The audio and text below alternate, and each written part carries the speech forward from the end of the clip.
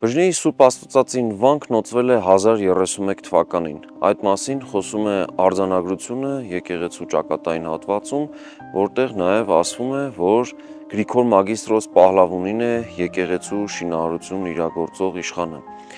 Այստեղ բան այն է, որ 11-րդ դարի առաջին կեսին հետարքիր գործընթաց էր ընթանում եւ ընդհանուր այդ տրամաբանության մի մասն էր բջջի եպիսկոպոսանիստ, այսպիսի առանձին վանքի ստեղծումը։ Գագիկ առաջինի ավագ որդին Հովանես Սմբատ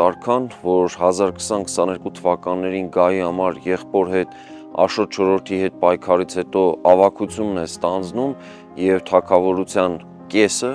այնուամենայնիվ նաև ընդհանուր տնօրինումներ նրա ձեռքում, նրա եւ նրա մերձավոր գործակից Պետրոս Կաթողիկոսի նախաձեռնությամբ ընթանում են եկեղեցու վարչական կառույցի վերաձևումներ։